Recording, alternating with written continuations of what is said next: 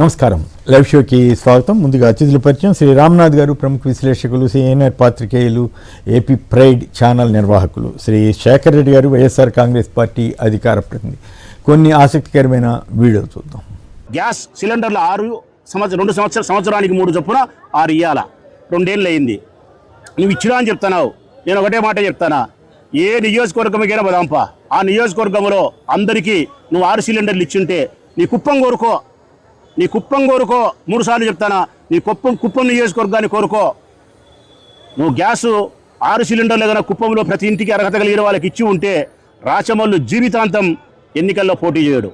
YSR Congress party తరఫున కాదు కదా, ఏ పార్టీ తరఫున పోటీ చేయడు.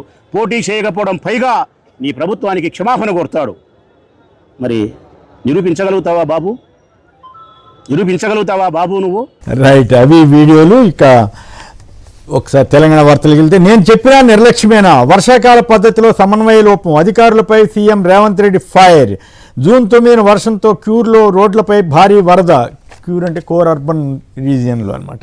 వాతావరణ శాఖ హెచ్చరించినా సిబ్బంది అప్రమత్తం కాలేదంటూ ఆయన మండిపడ్డారు. హక్కుల కోసం కాక్రోచ్ ఉద్యమం. హైదరాబాద్లో కాక్రోచ్ జనతా పార్టీ నిరసన గళం. రామ్నాథ్ గారు చెప్పండి, ఇది తెలుగు రాష్ట్రాలకు వచ్చే అవకాశం ఉంటుందా? ఈ కాక్రోచ్ పార్టీ సాధ్యమవుతుందా? ఈ ఉద్యమం మనకున్నటువంటి ప్రత్యేక పరిస్థితుల్లో ఆంధ్ర కానీ తెలంగాణ కానీ మీకేమనిపిస్తుంది? సంక్షిప్తంగా చెప్పండి. అంటే కొమ్మినేని గారు, ఈ దేశంలో ఒక ఆశాజనకమైన పరిస్థితి ఏంటంటే, ఈ దేశంలో ఎవరు ప్రశ్నించారో మనం ఏ నిర్ణయాలు తీసుకున్నా నడిచిపోతుందని అధికార పార్టీలు, ప్రభుత్వాలు, రాజకీయ పార్టీలు అనుకోవడానికి వీల్లేదు అని ఈ కాక్రోచ్ ఉద్యమం అయితే నిరూపిస్తోంది. అంటే జస్ట్ ఒక కీలకమైన పదవిలో ఉన్న ఒక ఆయన యువతని కాక్రోచ్ అనగానే దాన్ని పట్టుకొని ఇంతవరకు వచ్చింది అంటే, దేశంలో ఇంటర్నల్ గా పబ్లిక్ లో యూత్ లో ఎంత అన్రెస్ట్ ఉంది అన్నది ప్రభుత్వాలు బేరేజ్ చేసుకొని రాజకీయ పార్టీలు జాగ్రత్త పడడానికి ఇది ఒకటి ఉపయోగపడుతుంది. ఎందుకు తెలుగు రాష్ట్రాల్లో ఆ స్థాయిలో కాంగ్రెస్ పార్టీ ముందుకు వస్తుందా లేదా అంటే, దురదృష్టం కొద్ది మరీ ముఖ్యంగా ఏపీలో ఎందుకు ఒక విపరీతమైన పోలరైజేషన్ వచ్చింది. ఏది మంచి పోలరైజేషన్ గా చీలిపోయారు. దానివల్ల ఇంకొకరికి అవకాశం ఇవ్వడము, లేకుంటే ఒక ప్రభుత్వం మీద, ఒక పార్టీ మీద ఏదైనా గట్టిగా నిలబడాలి అంటే ముందుకు వచ్చే వాళ్ళ సంఖ్య తగ్గిపోతుందా అన్న ఒక అభిప్రాయం కూడా. కాంగ్రెస్ పార్టీ ఏంటి అంటే, కాకపోతే ఇక్కడ ఇదంతా ఒక సంఘటితంగా ఉండాలి. కాంగ్రెస్ పార్టీ అనేది ఏదో ఒక పార్టీకి, ఒక అధికార పక్షానికి వ్యతిరేకంగా ఉండే ఓటుని చీల్చే సమూహంలా కాకుండా సంఘటితంగా ఉండి ఎవరైతే తప్పులు చేస్తుంటారో ఏ రాజకీయ పార్టీ దాన్ని కౌంటర్ చేయడానికి ఒక సంఘటితంగా ముందుకు వెళ్ళాలి. ఏ ఫ్లేవర్ ని అదుకోకపోవడం మంచిది. కమ్యూనిస్టులు కావచ్చు, హైదరాబాద్ దాకా రావటం విశేషమే కదా. కొంత ప్రొఫెసర్ నాగేశ్వర్ గారు వీళ్ళు కొందరు వెళ్ళి అడ్రస్ చేయటం. తెలంగాణలో చాలా ఎక్కువ చైతన్యం ఉంది కొమ్మినేని గారు. మీరు బాగా గమనించండి, ప్రతి ఇష్యూలో కూడా చివరికి ఒక వర్సిటీకి సంబంధించిన భూములు తీసుకుంటున్నారు అన్నప్పుడు కూడా మొత్తం నిలబడింది సమాజం. తెలంగాణలో ఆ చైతన్యం ఉంది. మరి కాంగ్రెస్ పార్టీ విజయవాడలో ఇక్కడికి ఎందుకు రావడం లేదు అనేది ఒక ప్రశ్న. అంటే అలా ఇన్వైట్ చేసే వాళ్ళు లేరా? ఇక్కడ సమూహంలో ఆ చైతన్యం లేదనుకుంటున్నారా? చూడాలి. ఇంకా ఏంటంటే, కాంగ్రెస్ పార్టీ అనేది ఇంకా ఇప్పుడు ముందుకు వస్తుంది. అది ఎంతవరకు నిలబడుతుంది ఆ పేరు అనేది కాదు. ఇందాక ఒక మిత్రుడు జోక్గా చెబుతున్నారు సరదాగా, కాక్రోచెస్ వస్తుంటే హిట్ పెట్టుకుని రాజకీయ పార్టీలు రెడీగా ఉంటే హిట్ పెట్టుకుంటారని చెప్పి. మరి దాన్ని తట్టుకుని నిలబడగలగాలి వీళ్ళు. అప్పుడు ఆ యువతకి దానికి ప్రాధాన్యత వస్తుంది. అంతే కదా రామ్నాథ్ గారు? మన దేశంలో ఏదైనా ఒక సమూహాన్ని అణచివేయాలి, కొత్తగా వస్తున్న ఒక సమూహాన్ని అణచివేయాలన్నప్పుడు రాజకీయ పార్టీలు వాళ్ళ దగ్గర ఉన్న అన్ని విద్యలు ప్రయోగిస్తాయి. వాటన్నింటినీ తట్టుకొని నిలబడాలి. గతంలో అన్నా హజారే గారు వచ్చారు, చాలా మంచి పరిణామం అనుకున్నారు. తర్వాత అది ఎటువైపు పెట్టి వెళ్ళిపోయింది అన్నది కూడా ఈ సమాజం అంతా చూసింది. సో కాంగ్రెస్ పార్టీ అన్నది కూడా ఎంతవరకు ముందుకు వెళ్తుంది అన్నది చూడాలి. ఇంకా ఇది ఎంతవరకు ఫోర్స్ తట్టుకోగలుగుతుంది అన్నది ఇంకా టైం పడుతుంది కొమ్మినేని గారు ఒక నిర్ధారణకు రావడానికి. కాకపోతే మంచి పరిణామం అంటే, పబ్లిక్ లో, యూత్ లో రెడీగా ఉన్నారు. అవకాశం దొరికితే బాగా చెప్పారు. ఇష్యూస్ వచ్చినప్పుడు వాయిస్ రైజ్ చేయడానికి యువత సిద్ధం అవుతోంది అనేది ఇక్కడ ఇండికేషన్ గా తీసుకోవచ్చు. కనీసం అంతవరకన్నా ఉపయోగపడినట్లే కదా. మంచి పరిణామం. రైట్. కొత్త పింఛన్ కాకమ్మ కథే. పండుటాకలను మభ్యపెట్టేందుకు చంద్రబాబు ప్రభుత్వ దుష్టపన్నాగం. కొత్త పింఛన్లు ఇచ్చేస్తున్నారంటూ మోసపూరిత ప్రకటనలు. 2 ఏళ్లు పూర్తి అవడంతో ఎల్లో మీడియాలో తప్పుడు కథనాలు. జూన్ 12 నుంచి ప్రభుత్వం కొత్త పింఛన్లు ఇవ్వనుందని గత నెల రోజులుగా విస్తృతంగా ప్రచారం చేశారు. సో ఇప్పుడు దాంతో సచివాలయాలకు పరిగెత్తలేక పాపం ఇబ్బందులు పడ్డారంట అవ్వాతాతలు. సో ఇదేంటి కాకమ్మ కథ కింద తీసుకోవాలా శేఖర్ గారు ఈ కొత్త పింఛన్ది? కొమ్మినేని గారు నమస్తే అండి. మీకు నమస్తే. అలాగే రామ్నాథ్ గారికి, సాక్షి టీవీ వీక్షకులందరూ కూడా గుడ్ మార్నింగ్ సార్. నమస్తే. కాకమ్మ కథలు చెప్పడంలో చంద్రబాబు నాయుడు గారు మాస్టర్ డిగ్రీ చేశారు సార్. ముందు ఆయన ఎల్లో మీడియా ద్వారా ట్రైలర్లు వదులుతారు సార్. జూన్ లో కొత్త పెన్షన్లు అంటే ఈనాడులో ఒక కథనం వచ్చింది సార్. ఆ కథనం ఏంటంటే అవును, correct. వితంతువులకి పెన్షన్ భరోసా, జూన్ నుంచి కొత్త వారికి 1.53 లక్షల మంది అర్హులని తేల్చినటువంటి ప్రభుత్వం. కూటమి ప్రభుత్వం 3వ వసంతంలోకి అడుగుడిన వేళ మంజూరు. కూటమి ప్రభుత్వం 3వ వసంతంలోకి వచ్చేసింది కదా సార్. ఎక్కడ జూన్ 12 కూడా దాటిపోయింది కదా సార్. ఈనాడు పత్రిక క్లిప్పింగ్ మీ దగ్గర ఉందా ఏంటి? అది చదువుతున్నారా? ఈనాడు పత్రిక క్లిప్పింగ్ సార్. ఓకే. సో మామూలుగా సార్ వైఎస్ జగన్మోహన్ రెడ్డి గారు అధికారం నుంచి దిగిపోయే నాటికి 66,34,742 పెన్షన్లు ఉండేది సార్. సో వాటిలో జగన్మోహన్ రెడ్డి గారు ఎక్కిన నాటి నుంచి జగన్మోహన్ రెడ్డి గారు అధికారం నుంచి దిగిపోయే నాటికి 29.51 లక్షల మంది కొత్త పెన్షన్లు పెంచారు సార్ జగన్మోహన్ రెడ్డి గారు. చంద్రబాబు నాయుడు గారి ప్రభుత్వ హయాంతో పోలిస్తే 29.15 లక్షల మంది కొత్త పెన్షన్లు పెంచితే, చంద్రబాబు నాయుడు గారు కేవలం 2 ఏళ్లలో 6,14,822 పెన్షన్లు కోసేశారు సార్. జగన్మోహన్ రెడ్డి గారు 21 లక్షల పెన్షన్లు పెంచి 29 లక్షల పెన్షన్లు పెంచితే, ఈయన 6 లక్షల పెన్షన్లు కోసేసి కొత్త పెన్షన్ ఒక్కటి ఇవ్వలేదు సార్. సచివాలయాల చుట్టూ అర్హులు లబ్ధిదారులు ఎవరైతే ఉన్నారో వాళ్ళు తిరిగి చెప్పులు అరిగిపోయాయి సార్. గ్రామాల్లో ఎక్కడ చూసినా సార్, కుప్పం నుంచి కురుపాం వరకు ఏ గ్రామంలో చూసినా సరే కొత్త పెన్షన్ ఒక్కటి ఇవ్వలేదు సార్. ఇక చంద్రబాబు నాయుడు గారు ఇంకో హామీ ఇచ్చారు సార్ పెన్షన్లకు సంబంధించి. 50 ఏళ్లు దాటినటువంటి బీసీ, ఎస్సీ, ఎస్టీ మైనార్టీలందరికీ కూడా పెన్షన్ మేము అందజేస్తామని చెప్పేసి. సో ఈ 2 సంవత్సరాల్లో 50 ఏళ్లు దాటిన వాళ్ళు ఎవరూ లేరా? 2 సంవత్సరాలకు ముందు 50 ఏళ్లు దాటిన వాళ్ళు ఎవరూ లేరా? ఈ 2 సంవత్సరాల్లో 60 సంవత్సరాలు దాటిన వాళ్ళు ఎవరు లేరా? ఇలా చంద్రబాబు నాయుడు గారు, మీరు బాగా చూసుంటారు సార్, రిక్షా కూడా బిగ్ బాస్ ఏదో సినిమా నేను చాలా సందర్భాల్లో వాడాను సార్. విలన్ ఒక డైలాగ్ వాడతారు సార్, ఒక ప్రాణం పోసా ఒక ప్రాణం తీసా లెవెల్ అయిపోయిందని. చంద్రబాబు నాయుడు గారు కూడా అంతే సార్. 4,000 పెన్షన్ పెంచా, 6 లక్షల మందికి కోసేసా, లెవెల్ అయిపోయింది సార్. కొత్త పెన్షన్ ఒక్కరికి కూడా ఇవ్వం. ఎంత దుర్మార్గం సార్ ఇది. సచివాలయ ఎంప్లాయీస్ ఎంత దుర్మార్గమైన పరిస్థితిలో ఉన్నారంటే, వాళ్ళు వాట్సాప్ స్టేటస్ పెట్టుకుంటున్నారంట సార్, అయ్యా మేము కొత్త పెన్షన్ ఒక్కటి కూడా ఇవ్వట్లేదు, మీరెవరు కూడా మా ఆఫీసుల చుట్టూ తిరక్కండి అని. రైట్. ఆఫీసుల చుట్టూ ఇంత దుర్మార్గమైన పరిస్థితిలో ఎందుకు ప్రచారం చేయాలి? ఎందుకని చెప్పి సార్, పెన్షన్ అనేది లబ్ధిదారుల యొక్క హక్కు సార్, అది భిక్ష కాదు. అది అంటే కాదు, ఇక్కడ పాయింట్ ఏంటంటే మామూలుగా అయితే పేపర్లో పలానా రోజు నుంచి ఇవ్వాలని ప్రభుత్వం అనుకుంటుందని రాయటం తప్పు కాదు, ఈనాడు వాళ్ళు రాసిన తప్పు కాదు. ఇప్పుడు ఇవ్వనప్పుడు ఇవ్వలేదు ఇట్లా చెప్పారు కానీ అని కూడా రాయాలి, అది ప్రొఫెషనల్ స్టాండర్డ్స్. ఈనాడు వాళ్ళు అప్పుడేదో వీళ్ళని అట్రాక్ట్ చేయడం కోసం రాసినట్టు ఇప్పుడు అవన్నీ మర్చిపోవాలన్నట్టుగా బిహేవ్ చేస్తోంది. అంతే కదా రామ్నాథ్ గారు? ఇప్పుడు కొమ్మినేని గారు, చంద్రబాబు నాయుడు గారి అసలు రూపం చూడాలి అంటే అసలు ఏం జరుగుతోంది ఓవరాల్ గా చంద్రబాబు నాయుడు గారి స్ట్రాటజీ ఏంటంటే, ఎలాగైనా సరే 2029 ఎన్నికలు గెలవాలి అనేది ఒక టార్గెట్ పెట్టుకున్నారు. అందులో భాగంగా చాలా హామీలు ఇచ్చారు.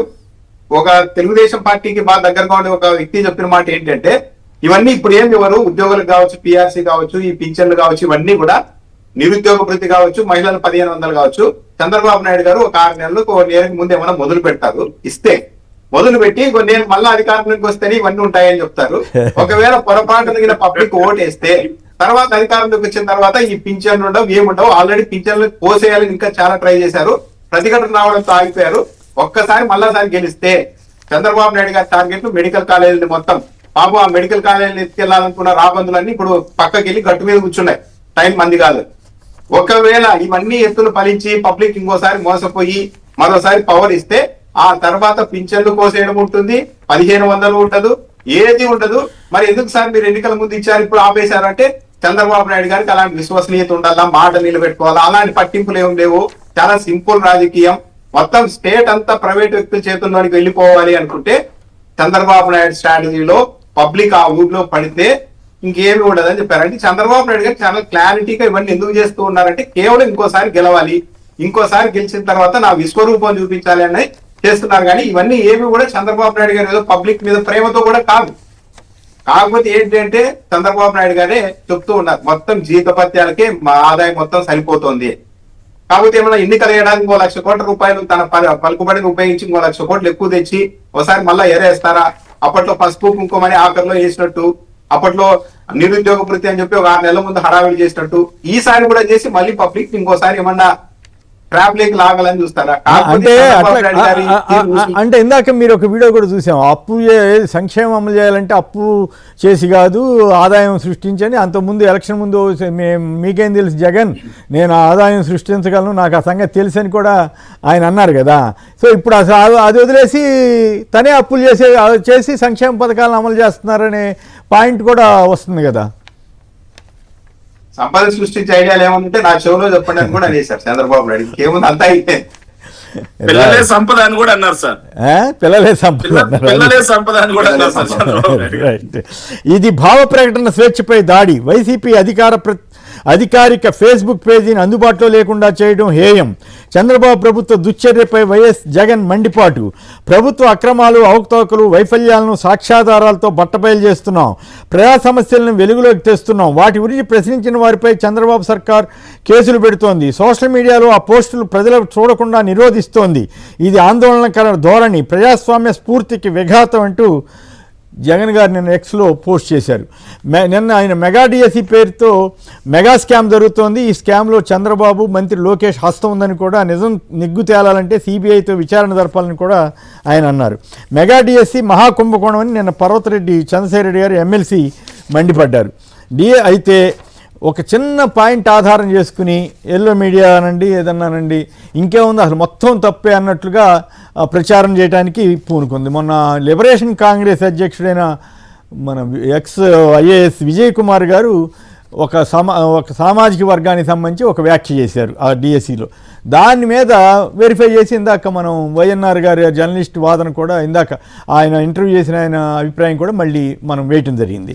సో ఇవన్నీ చూస్తే ఇప్పుడు ఇక సామాజిక వివక్ష లేదు అని ఇచ్చారు, సంతోషం, ఇది స్వాగతించాల్సిందే వివరణ ఇచ్చినందుకు ప్రభుత్వం. అయితే ఎల్లో మీడియా రాసింది, విషనాగుల బుసలు అబద్ధాల ఫ్యాక్టరీగా మారిన వైసీపీ.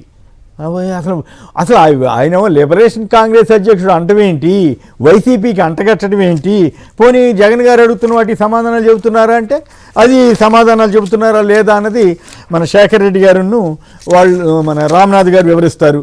ప్రభుత్వం మరోవైపు అసలు ఏమీ ఇబ్బంది లేకపోతే ప్రభుత్వం మోసం చేసిందంటూ డిఎస్సి 2025 బాధిత అభ్యర్థుల ఆగ్రహం, వైసీపీ కార్యాలయం వద్ద తరలి వచ్చారట.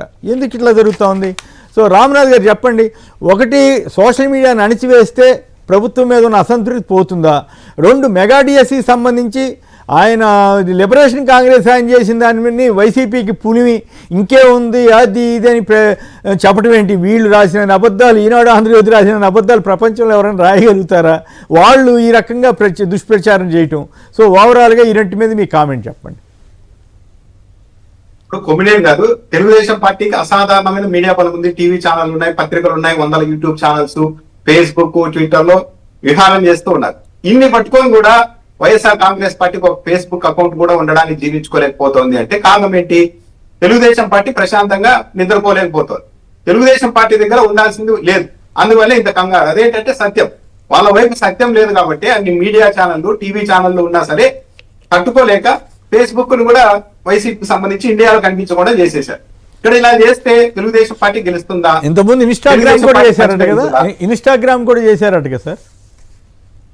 అది రికవర్ అయినట్టు ఉంది అనుకుంటా, ఈ ఇయర్ ప్రారంభంలో చేశారు. ఇప్పుడు ఫేస్బుక్ ను బ్యాన్ కనిపించకుండా చేశారు. ఇప్పుడు 2004 ఫేస్బుక్ లేవు, ట్విట్టర్ లేవు, అన్ని పెద్దగా ఏమీ లేవు, మీడియా అంతా వన్ సైడెడ్ గా ఉండేది. కానీ ఆ రోజుల్లోనే పబ్లిక్ అంత చైతన్యంతో తెలుగుదేశం పార్టీని వరుసగా 2004, 2009లో ఓడించారు కదా. మరి దీని నుండి పాఠం ఎందుకు నేర్చుకోలేదు? చంద్రబాబు నాయుడు గారు నేర్చుకున్నారు. కానీ ఇప్పుడు తెలుగుదేశం పార్టీని, ప్రభుత్వాన్ని ఇంకెవరో నడిపిస్తూ ఉన్నారు. ఇవన్నీ అనుభవం లేని వ్యక్తులు ఎవరో నడిపిస్తున్నారు కాబట్టి ఇలాంటి ప్రయోగాలు చేస్తున్నారు. నారా లోకేష్ గారు ఇవన్నీ చేస్తూ ఉన్నారు ఈ స్థాయిలో ప్రతిపక్షం మీద అన్నది ఒక అభిప్రాయం. అదే నిజమైతే తెలుగుదేశం పార్టీకి ఒక మరణ శాసనం రాసుకోవడమే అవుతుంది. ఇప్పుడు వైఎస్ఆర్ కాంగ్రెస్ పార్టీ గత 5 ఏళ్ళు అధికారంలో ఉంది. చాలా విషయాల్లో ఒక ప్రతిపక్షము, రాజకీయ పార్టీలు విమర్శలు మామూలు ఇవన్నీ మాట్లాడుతూ ఉంటారు అన్నట్టు చూసినట్టు వెళ్ళారు. కానీ ఈ అధికారంలోకి వచ్చిన 2 ఏళ్లలో తెలుగుదేశం పార్టీ తన అధికార బలాన్ని, పోలీసుల్ని అందరినీ ఉపయోగించి వైఎస్ఆర్ కాంగ్రెస్ పార్టీని విపరీతంగా నెట్టే ప్రయత్నం చేస్తోంది. కానీ ఈ పని రేపు అధికారంలోకి వచ్చిన తర్వాత వైసీపీ తిరిగి చేస్తే తెలుగుదేశం పార్టీలో ఎంతమంది నాయకులు మిగులుతారు?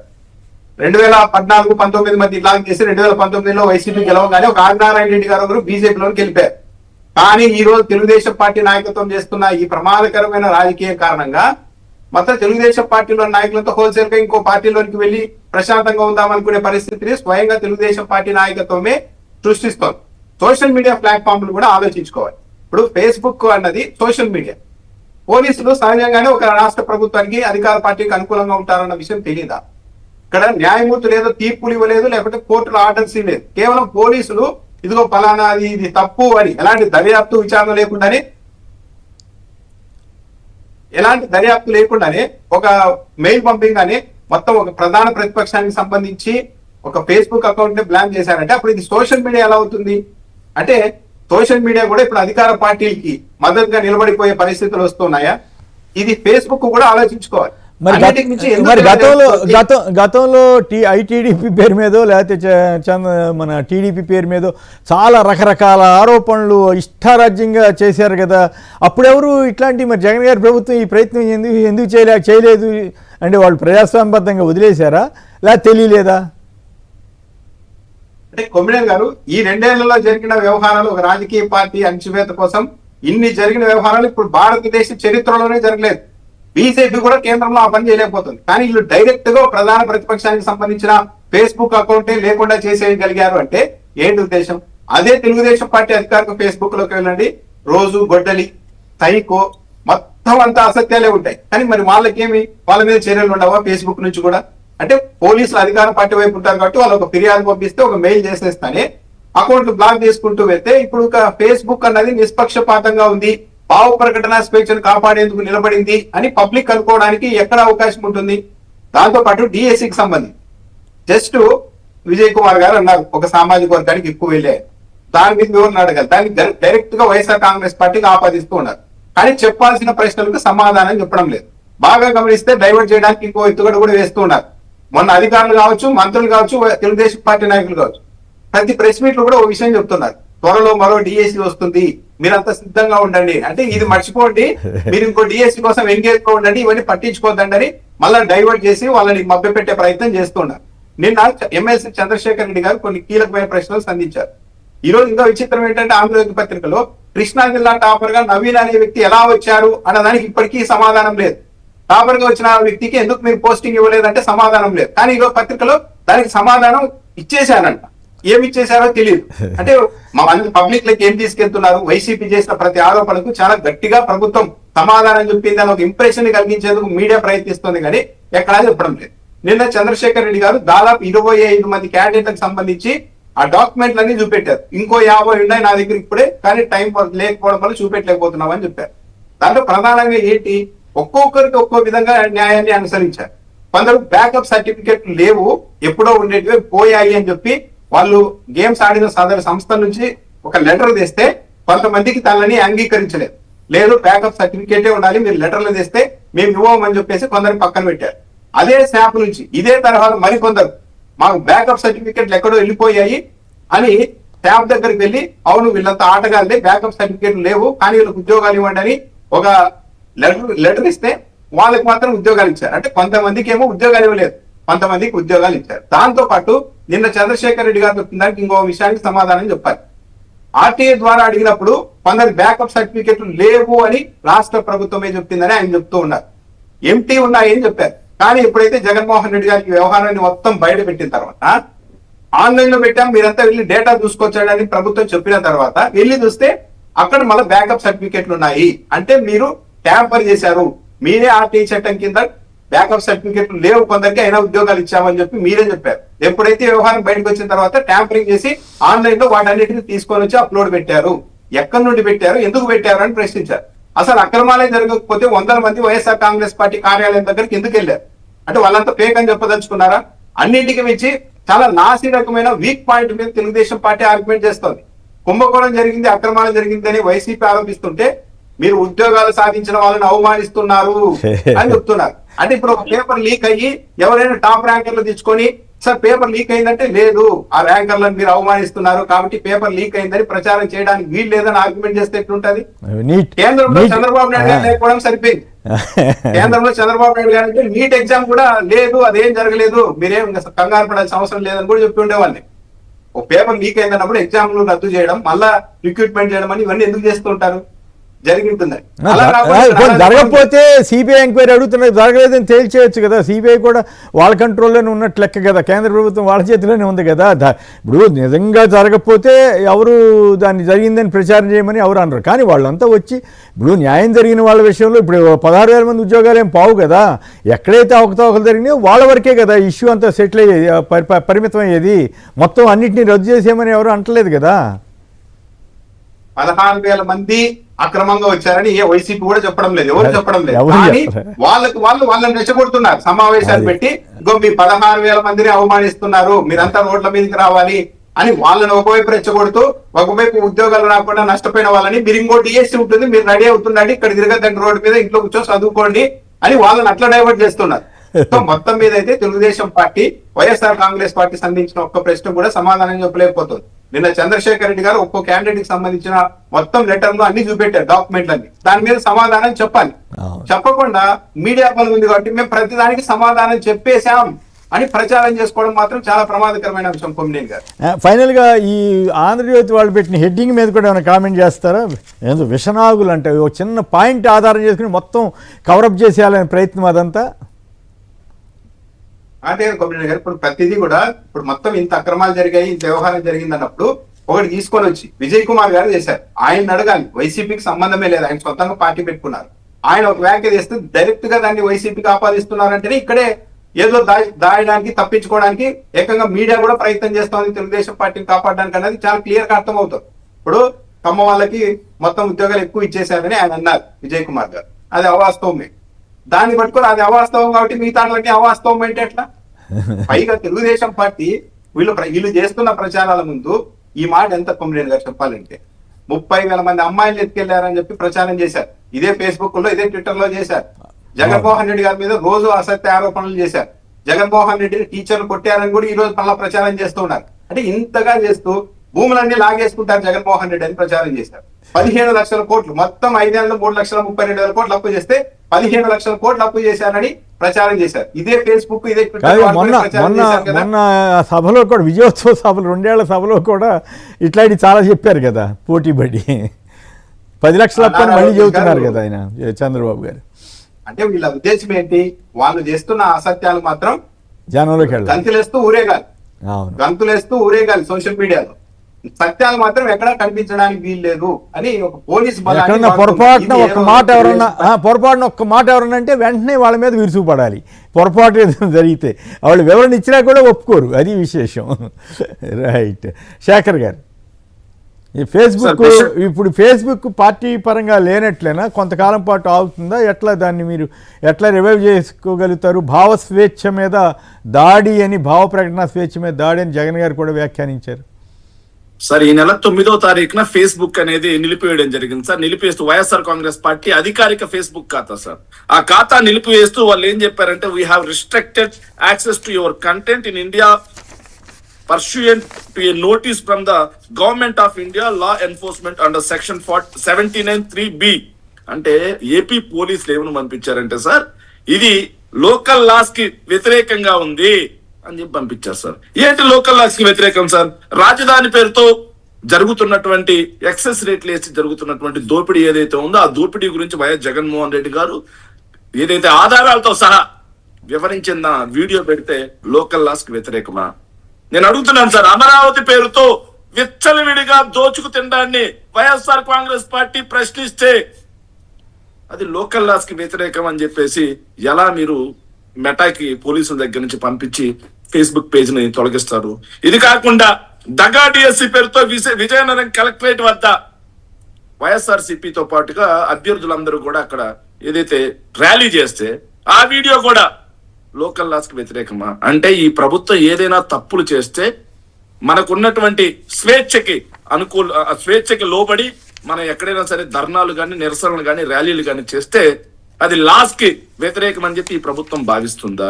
ఇక డిఎస్సి అక్రమాలపై భారీగా నిరసనల గురించి మాట్లాడితే దాని గురించి యాక్సెస్ కట్ చేస్తారు.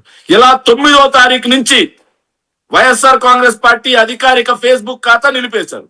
ఈ ఏడాది ప్రారంభంలో ఇన్స్టాగ్రామ్ ఖాతా కూడా నిలిపేస్తే తిరిగి రీస్టోర్ చేసుకున్నటువంటి పరిస్థితి.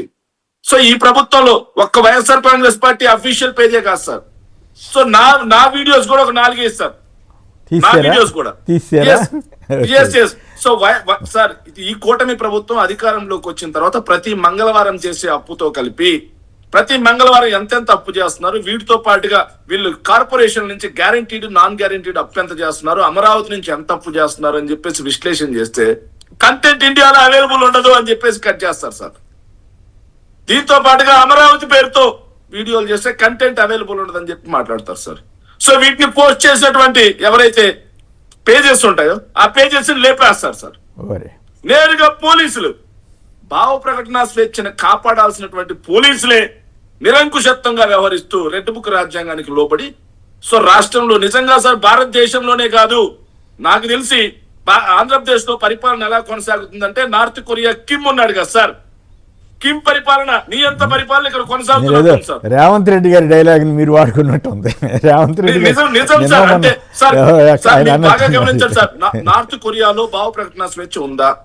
ఎవరైనా సరే ప్రభుత్వానికి చేస్తున్నటువంటి తప్పులని వ్యతిరేకిస్తే వాళ్ళకి ఎలాంటి శిక్షలు పడుతున్నాయి? ఆంధ్రప్రదేశ్ లో కూడా భావ ప్రకటన స్వేచ్ఛ ఉన్నట్టా చచ్చిపోయినట్టా సార్? ఈరోజు ఎంత దుర్మార్గం ఇది! ప్రభుత్వం చేసే అక్రమాలను ప్రశ్నించే తత్వం లేదా? చట్టాలు ఏమైపోయాయి? ప్రశ్నించకపోతే వాళ్ళకి నష్టం అండి. అబద్ధాలు చెప్పమని మనం ఎవరూ అనం. ఖచ్చితంగా అబద్ధాలు రాకూడదు. కిందాక ఆ ఒక చిన్న పదానికే మనం ఎవరు ఒప్పుకోలేదు. అయితే మిగతా సందేహాలన్నీ తీర్చమని మనం చెబుతున్నాం.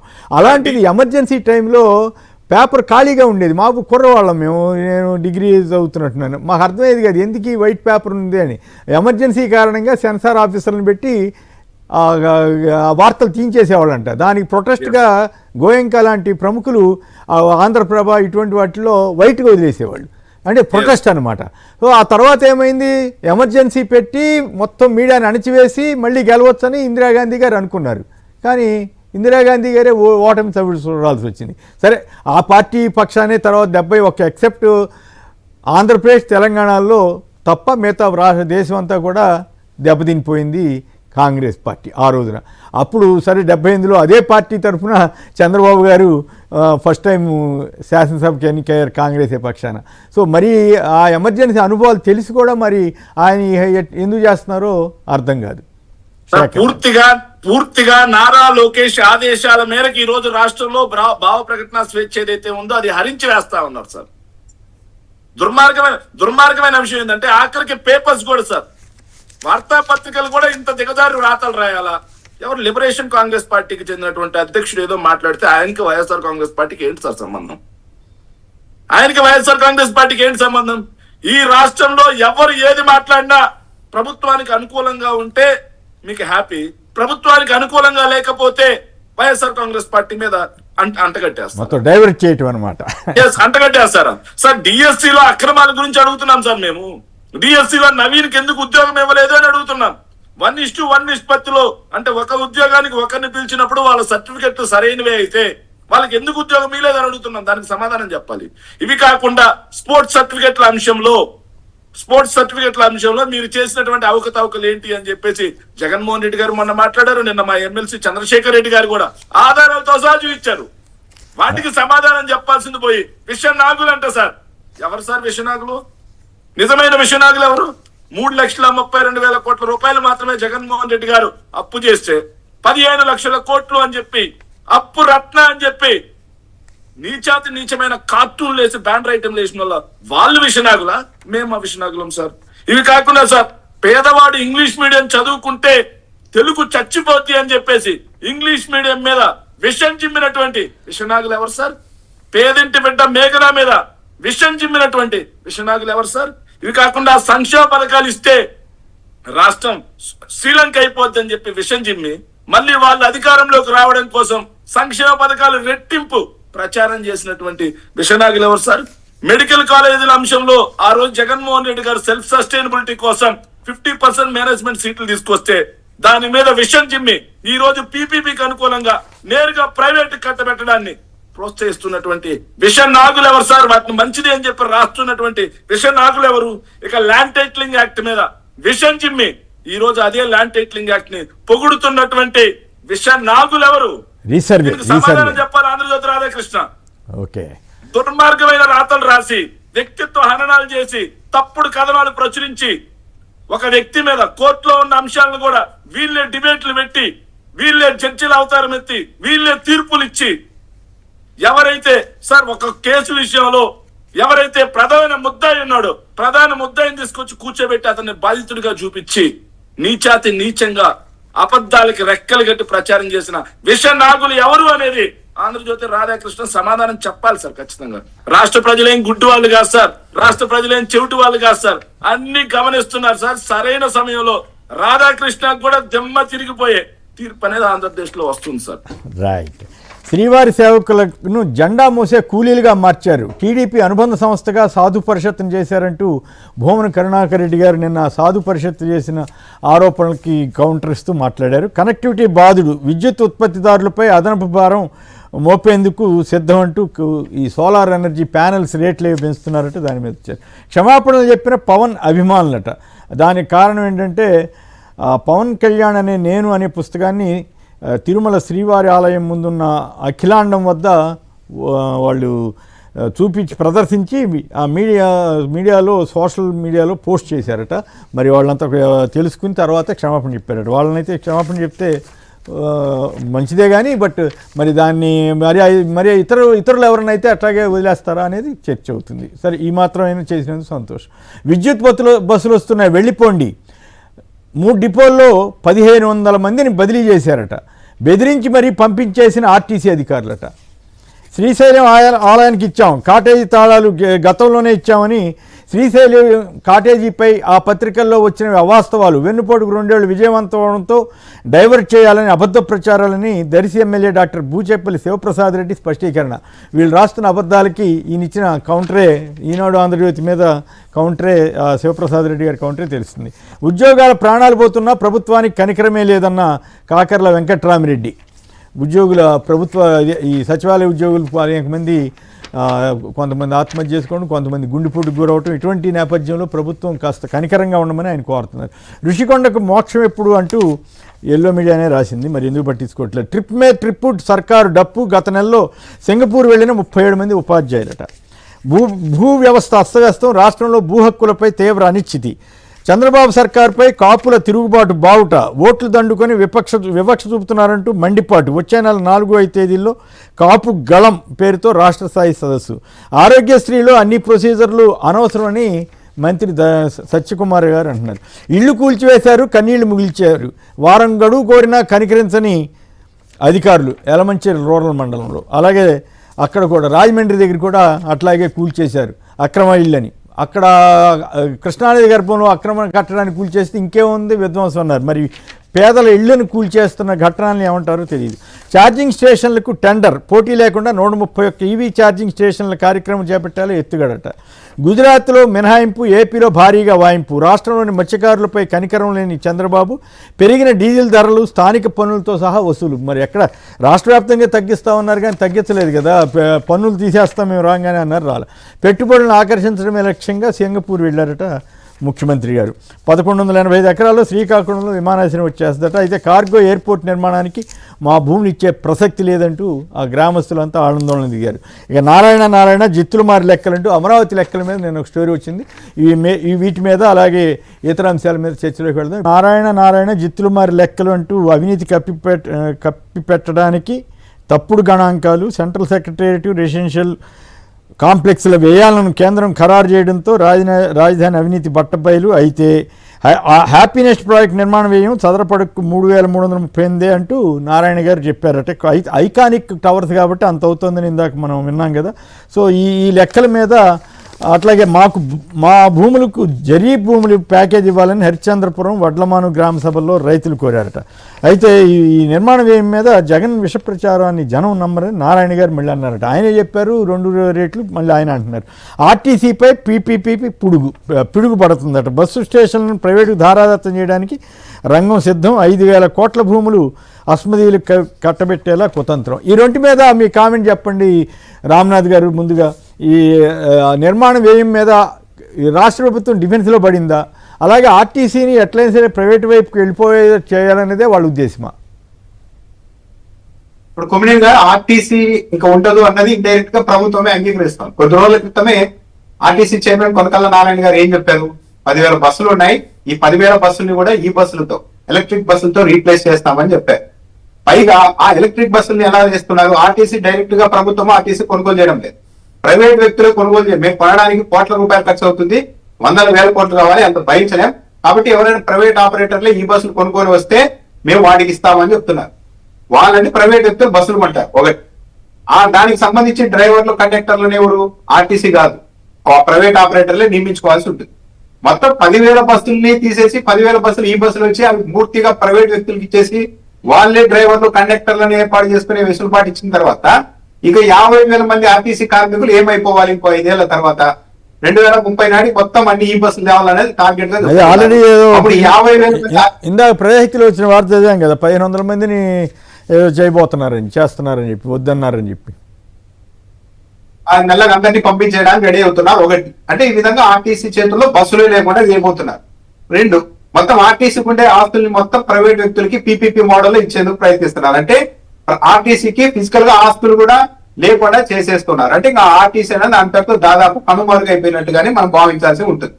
పైగా ఈ బస్సుల్లో ఉచిత బస్సు సర్వీస్, మహిళలకి ఉచిత ప్రయాణం ఉంటుందా లేదా అన్నది ఒక పెద్ద ప్రశ్న. పదే ఆర్టీసీ కావచ్చు, ఈ రోజు ఆంధ్రజ్యోతిలో కావచ్చు, మన కొనకళ్ళ నారాయణ గారు కావచ్చు ఏం చెప్తూ ఉన్నారు? ఈ స్త్రీ శక్తి పథకం వల్ల విపరీతమైన భారం పడుతుంది అంటున్నారు.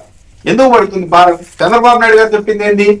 ఆర్టీసీ కాదు భరించేది, ఆ మేరకు డబ్బులు మేము ఇస్తాం మహిళల తరఫున అని చెప్పారు. మరి నిరంతరం ఆ డబ్బులు ఇస్తూ ఉంటే ఆర్టీసీ మీద భారం ఎలా పడుతుంది? అంటే చంద్రబాబు నాయుడు గారు హామీ ఇచ్చారు కానీ తాను డబ్బులు ఇవ్వడం లేదు ప్రభుత్వం నుండి ఆర్టీసీకి అన్నది ఇక్కడ చాలా క్లియర్ గా అర్థమైపోతుంది. అంటే మొత్తానికి కార్మికుల్ని తీసేసి ఆర్టీసీ బస్సుల్ని మొత్తం ప్రైవేట్ కి ఇచ్చేసి ఆస్తులు అమ్మేసిన తర్వాత ఇక ఆర్టీసీ అన్నది ఉండదు. పైగా ఈరోజు కార్మిక సంఘాలు చెప్తున్నది ఏంటి? మామూలుగా ఈ 10,000 బస్సులో దాదాపు 55 మంది ప్రయాణికులు పడతారు. అదే ఈ బస్సులో అయితే 25 నుంచి 35 మంది మాత్రమే పడతారు. అలాంటప్పుడు ఇంకా తగ్గిపోతుంది కెపాసిటీ, ఆర్టీసీ ప్రయాణికుల్ని మోసే సామర్థ్యం తగ్గిపోతుంది అని చెప్తున్నారు. వీటికి ఏమీ కూడా సమాధానం లేదు. కొనకళ్ళ నారాయణ గారు సూటిగా చెప్పారు ఆ రోజు, ప్రైవేటీకరణ అన్నది అనివార్యము అని. అంటే ఆర్టీసీ త్వరలో ఉండదు, ఆస్తులేమో ప్రైవేట్ వ్యక్తులకి, బస్సులేమో ప్రైవేట్ ఆపరేటర్లకి, కార్మికులు మొత్తం అంతా ఇళ్లకు, అంతే ఇంకేమి ఉండదు అనేది డైరెక్ట్ గానే ప్రభుత్వం ధృవీకరిస్తోంది. దాంతో పాటు నారాయణ గారు అమరావతి ఖర్చుల గురించి చెప్తున్నారు. అమరావతి ఖర్చుల గురించి నారాయణ గారు కేంద్ర ప్రభుత్వం నిర్మాణాలు బయటకు వచ్చిన తర్వాత ఆ కాస్ట్ చూసుకొని మంత్రి నారాయణ, ఇద్దరు పేర్లు మంత్రి నారాయణ, ఆయన ఆర్టీసీ చైర్మన్ కొనకళ్ళ నారాయణ, ఇప్పుడు ఈయనేమో పొంగూరు నారాయణ గారు మంత్రి గారి గురించి అమరావతి ఇష్యూలో నారాయణ గారు చేస్తున్నారు. నారాయణ గారు చెప్తున్నది ఏంటి అంటే తెలివిగా ఓన్లీ స్ట్రక్చర్ కాస్ట్ చెప్తున్నారు. మన జగన్మోహన్ రెడ్డి గారు ప్రెస్ మీట్ లో చాలా నీట్ గా వివరించారు. సచివాలయానికి సంబంధించిన భవనాల్లో కేవలం స్ట్రక్చర్ ఖర్చు 4,354 రూపాయలు. ఆ తర్వాత ఏమనుకుంటారు అంతా అంతే అనుకుంటారు. కానీ ఆ బిల్డింగ్లకు డ్రైనేజీ, రోడ్ల ఇతర ఖర్చులకు మరో 1,053 కోట్లు. దాంట్లో మళ్ళా లిఫ్టులు, ఏసీలు, ఎలక్ట్రిక్, పంపింగ్ వర్క్ కోసం 2,316 కోట్లు. అద్దాలకు 2,540 కోట్లు. అంటే మొత్తం డిజైన్ కోసం ఇంకో 400 కోట్లు. అంటే మొత్తం 5 భవనాలకు సంబంధించి సచివాలయానికి సంబంధించి 10,665 కోట్ల రూపాయలు అవుతుంది. దాదాపు 52 లక్షల చదరపు అడుగులు. అంటే ఒక్కో అడుగుకు 20,427 రూపాయలు పడుతుంది. కానీ వీళ్ళు ఏం చేస్తున్నారు తెలివిగా? ఇవన్నీ చెప్పకుండా కేవలం స్ట్రక్చర్ కాస్ట్ ఒకటి చెప్పేసి, పైగా నారాయణ గారి దాచుకోవడానికి కూడా పెద్దగా ఇబ్బంది పడడం లేదు. ఐకానిక్ భవనాలన్న తర్వాత ఆ మాత్రం అవుతుంది అని చెప్తున్నారు. అక్కడ ఏమన్నా మనం రాజధాని కడుతున్నామా లేకుంటే పర్యాటక కేంద్రాన్ని కడుతున్నామా? అదే డబ్బులు తెగ ఎక్కడైనా పర్యాటక ప్రాంతాన్ని అభివృద్ధి చేస్తే పబ్లిక్ చూడడానికన్నా వస్తారు. ఈ స్థాయిలో ఖర్చు పెట్టి ఒకవైపు పిల్లలకు యూనిఫామ్ ఇవ్వడానికి డబ్బులు కూడా లేవని చెప్తూ వాయిదాలు వేస్తూ ఈ స్థాయిలో చెల్లుడిగా ఖర్చు పెడుతూ ఈ రోజు కూడా ఇది కేంద్ర ప్రభుత్వం సంబంధించిన భవనాల కాస్ట్ తో పోలికి వచ్చిన తర్వాత అనివార్యంగా స్పందిస్తున్నారు. లేకుంటే ఇప్పటివరకు దీని మీద స్పందించిందే లేదు. ఊరికే జస్ట్ జగన్మోహన్ రెడ్డి, వైఎస్ఆర్సీపీ అంతా అసత్య ప్రచారం చేస్తున్నారు అంటూ వాదించడమే కానీ నిజాలు చెప్పడం లేదు. ఏమన్నా మాట్లాడితే ఆ వీడియోలు, ఆ పోస్టులు మొత్తం అన్ని సోషల్ మీడియాలో ఎక్కడా లేకుండా చేసే పని మొదలు పెట్టారు. అమరావతిలో ఈ దేశంలో, ఈ ప్రపంచంలో ఎక్కడా లేని విధంగా అత్యధిక ధరలకు చెల్లిస్తూ మరి అదంతా డబ్బులు ఎవరికి వెళ్తున్నాయి, ఏం జరుగుతుందో కానీ అక్కడైతే నిజాయితీగా పనులు జరగడం లేదు, నిజాయితీగా ఈ టెండర్లు పిలవలేదు అన్నది చాలా క్లియర్ గానే అర్థమైపోతుంది కొమ్మినేని గారు. రైట్. శేఖర్ గారు. సార్ ఆర్టీసీ ప్రగతి రథ చక్రాన్ని ఈ ప్రభుత్వం అధికారంలోకి వచ్చిన తర్వాత ఇప్పుడు కాదు సార్ దాన్ని ప్రైవేటీకరణ చేయాలని చూసింది. 2004 ముందు 54 ప్రభుత్వ రంగ సంస్థల్ని ప్రైవేట్ పరం చేశారు కదా సార్. అప్పుడే ఆర్టీసీని ప్రైవేట్ పరం చేయడానికి చంద్రబాబు నాయుడు గారు కంకణం కట్టుకున్నారు సార్. కానీ ఆర్టీసీ ప్రభుత్వ రంగ సంస్థ యొక్క టైం బాగుండి 2004లో డాక్టర్ వైఎస్ రాజశేఖర రెడ్డి గారు ముఖ్యమంత్రి అవడంతో ఆ ఆర్టీసీ ప్రైవేటీకరణ అనేది ఆగింది సార్. 2014 నుంచి 19 మధ్యలో ఆర్టీసీ విపరీతమైన నష్టాల్లోకి వెళ్ళిపోయింది సార్. 8,000 కోట్లకు పైగా బకాయిలు ఉన్నటువంటి పరిస్థితి సార్. ఇక ఆర్టీసీ ఉంటుందా పోతుందా అనే పరిస్థితి సార్. 356 కోట్లకు పైగా డబ్బులు ఏవైతే ఉన్నాయో జీతాలు చెల్లించడం కోసం ప్రతి నెల ఆర్టీసీ వాళ్ళ దగ్గరికి వీళ్ళ దగ్గరికి వెళ్ళి తెచ్చుకోవాల్సినటువంటి పరిస్థితి ఉండేది సార్. కానీ జగన్మోహన్ రెడ్డి గారి పాదయాత్రలో ఇచ్చినటువంటి హామీ మేరకి 54,000 మంది ఆర్టీసీ ఎంప్లాయీస్ ని ప్రభుత్వ రంగంలో విలీనం చేయడమే కాకుండా ఆర్టీసీకి చెందినటువంటి 8,000 కోట్లలో 5,000 కోట్ల రూపాయలు బకాయిలు చెల్లించి ఆర్టీసీని మళ్ళీ ఏదైతే తలెత్తుకునేలా చేశారు సార్. ఆర్టీసీని మళ్ళీ లాభాల బాటలో పట్టించారు సార్. కోవిడ్ లాంటి కష్టకాలం ఉన్నా సార్ ఆర్టీసీని లాభాల బాటలో పట్టించారు సార్.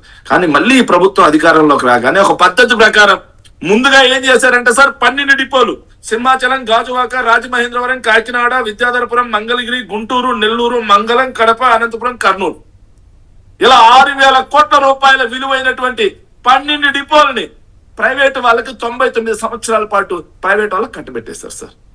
కారు చౌకగా సార్ అది కూడా.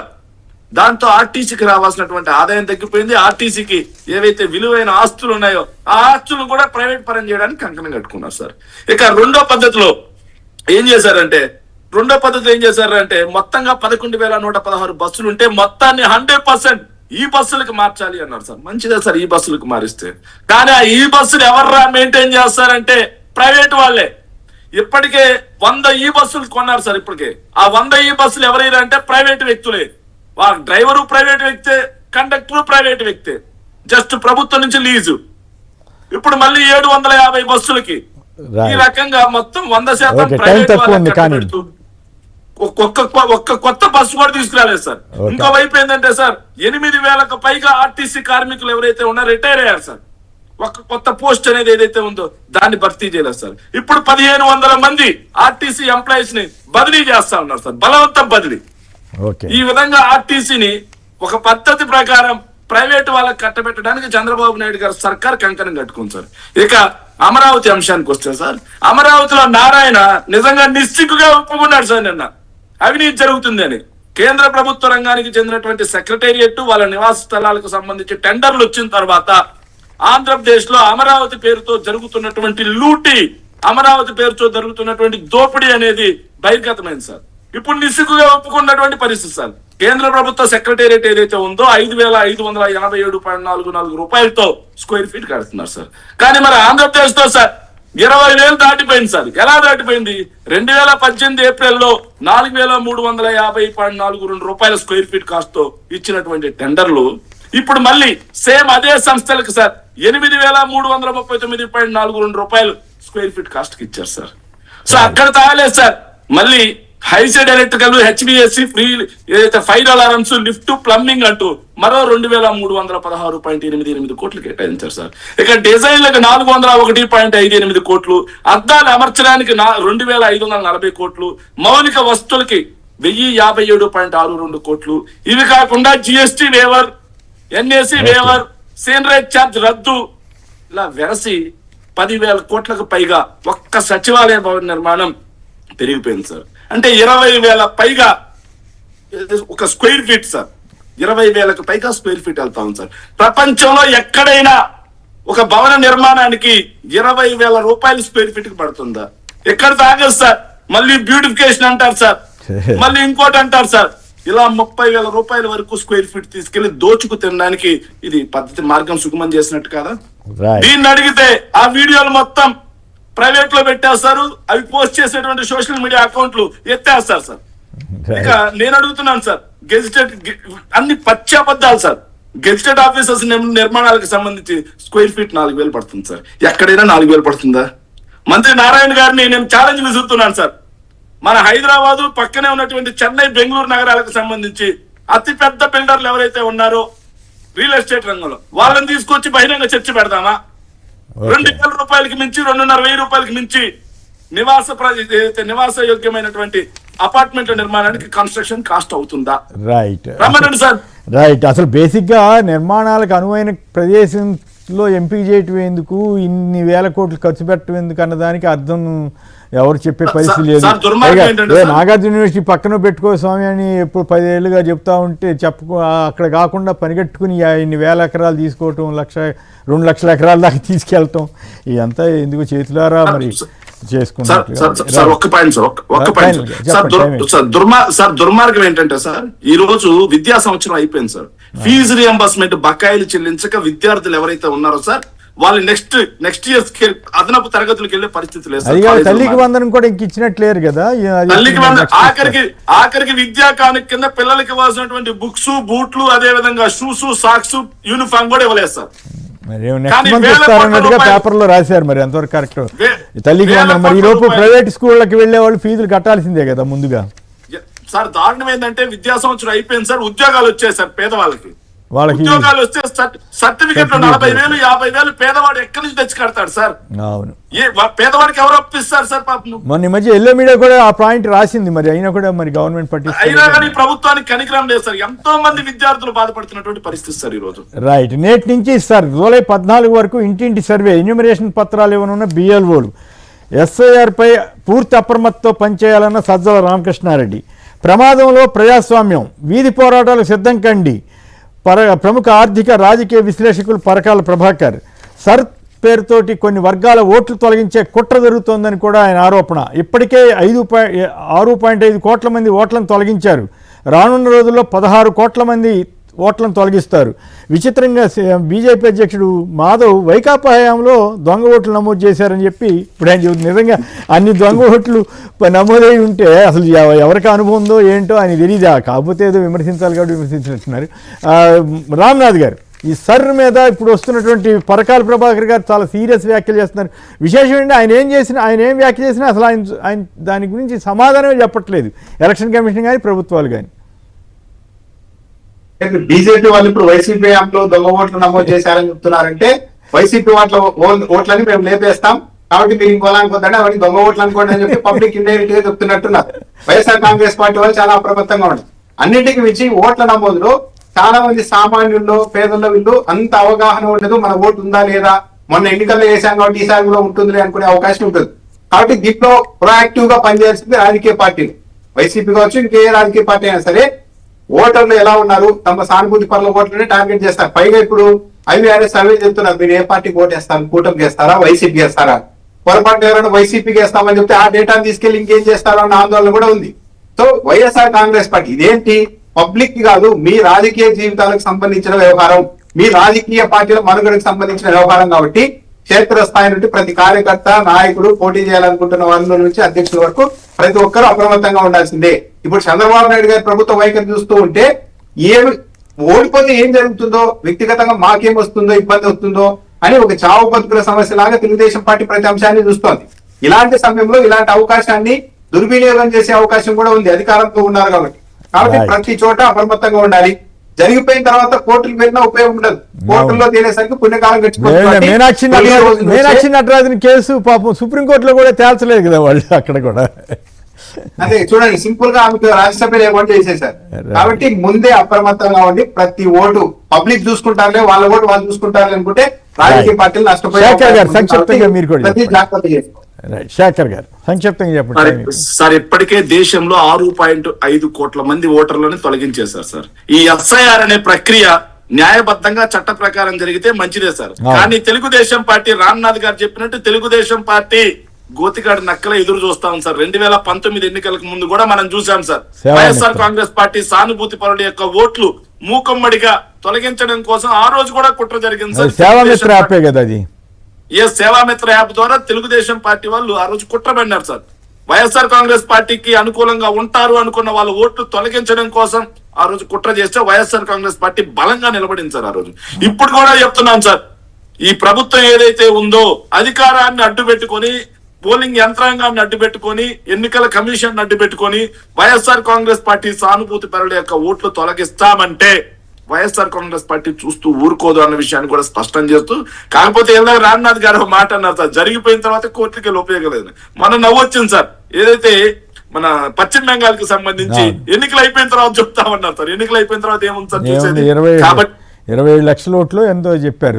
ఎన్నికలు అయిపోయిన తర్వాత విచిత్రంగా అక్కడ ఈవీఎంలే దగ్ధమైపోయాట. అది మరీ విడ్డూరంగా ఉంది. అసలు అంత భద్రత లేకుండా ఇక్కడేమో వీవీప్యాట్ స్లిప్పులు ఆర్డర్ ఇచ్చి మరీ తగలబెట్టారు, అక్కడేమో ఇదని సోషల్ మీడియాలో రకరకాల ప్రచారాలు జరుగుతున్నాయి. మరి ఏది నిజం ఏది అబద్ధమో తెలియదు. రైట్. రామ్నాథ్ గారు, శేఖర్ రెడ్డి గారు ఇద్దరికి కూడా ధన్యవాదాలు. ఇది నేటి చర్చా కార్యక్రమం. నమస్కారం.